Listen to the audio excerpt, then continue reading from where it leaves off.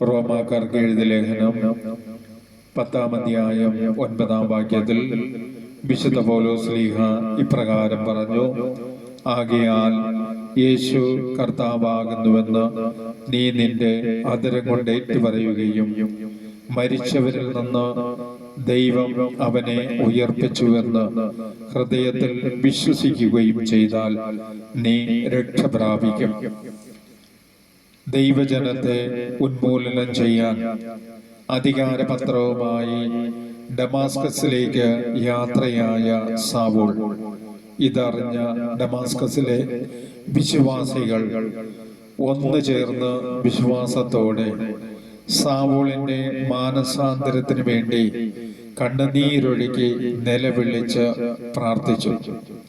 നീതിമാന്റെ പ്രാർത്ഥന മേഘങ്ങൾ തുളച്ച് കർത്താവിന്റെ കർണപടത്തിൽ എത്തും എന്ന സത്യം വെളിപ്പെട്ടു. ഇതാ തന്റെ മക്കൾ രക്ഷയ്ക്ക് വേണ്ടി നിലവിളിച്ചപ്പോൾ ദൈവം പ്രാർത്ഥന കേട്ടു. കുതിരപ്പുറത്ത് ശക്തനും ധീരനുമായ സാവൂളിനെ ഒരു പ്രകാശം സ്വർഗത്തിൽ നിന്ന് സാവൂളിലേക്ക് അയച്ചു. ആ പ്രകാശം സാവൂളിനെ നിലം പതിപ്പിച്ചു.